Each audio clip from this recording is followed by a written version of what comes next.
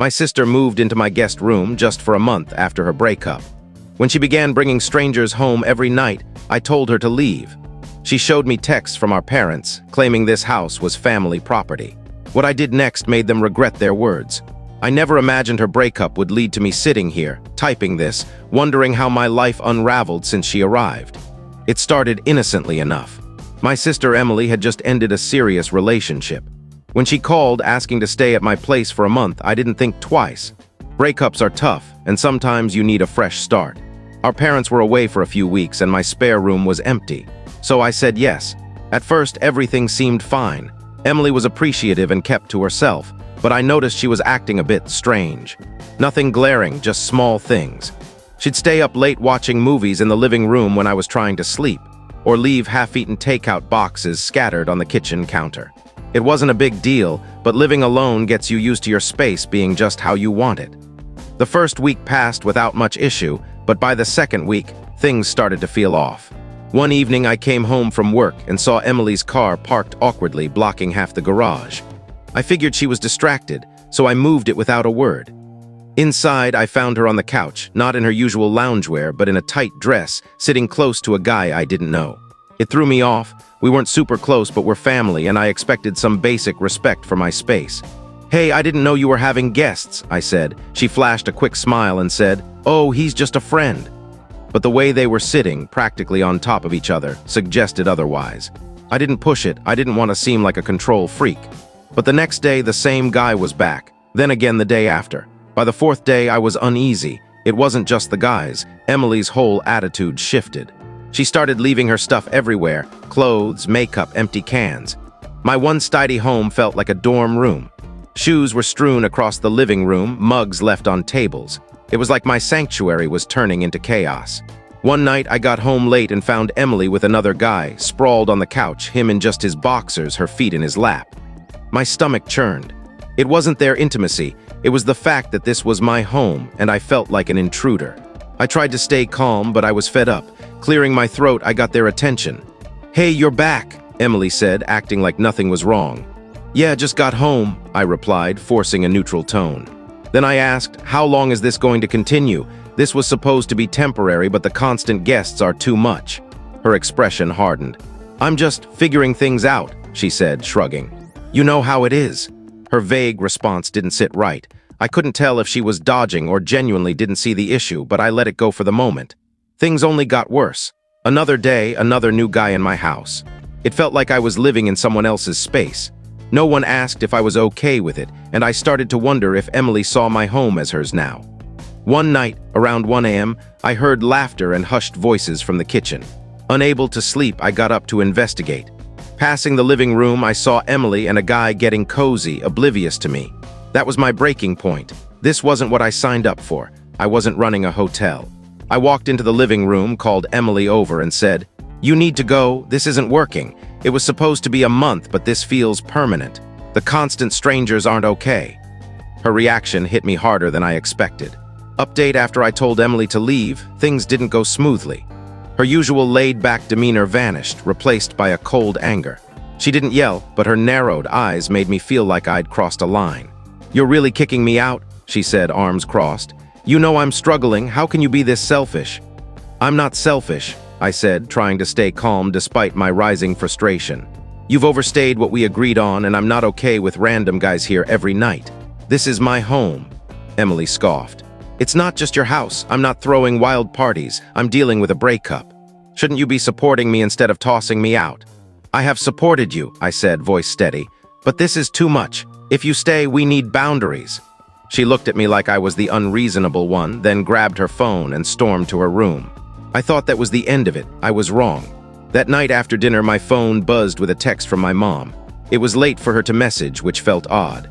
"Mom, Emily says you're kicking her out. What's going on? This house is family property. Don't make this harder than it needs to be." I was stunned.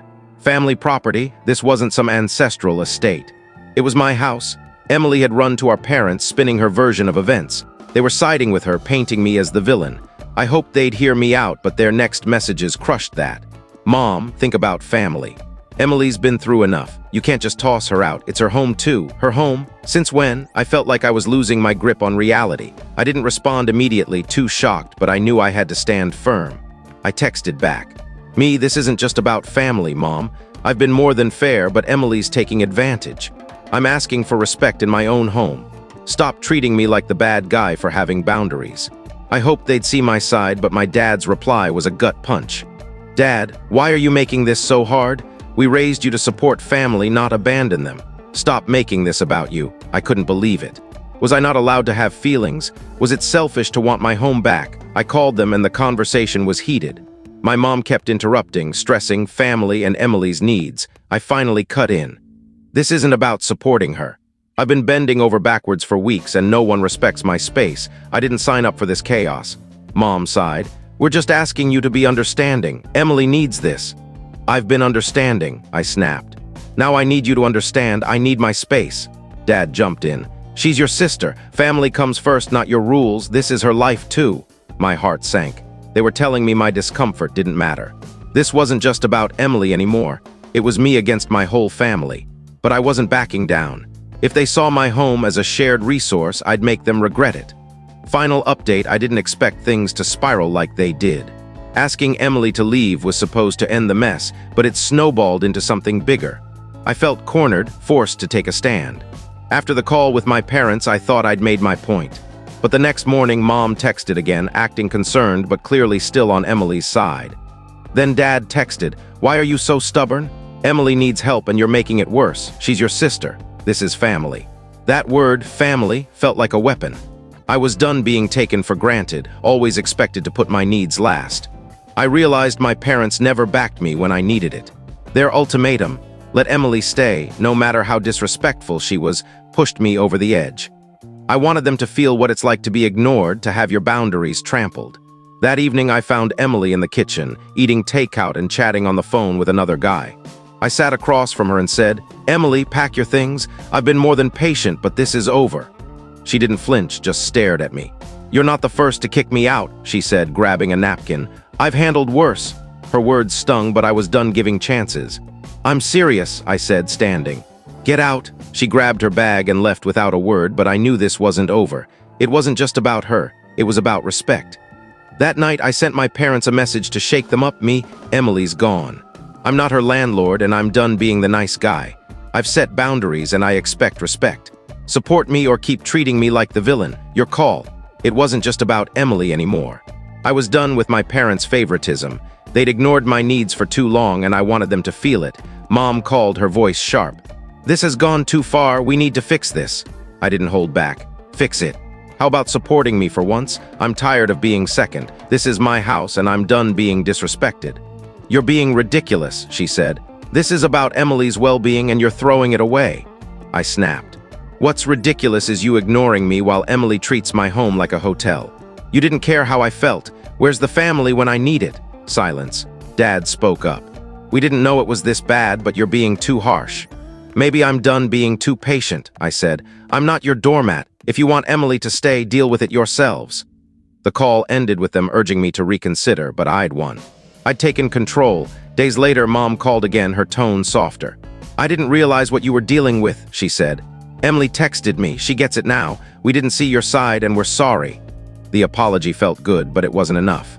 I wanted them to know I wasn't the pushover anymore. So I did something petty but satisfying.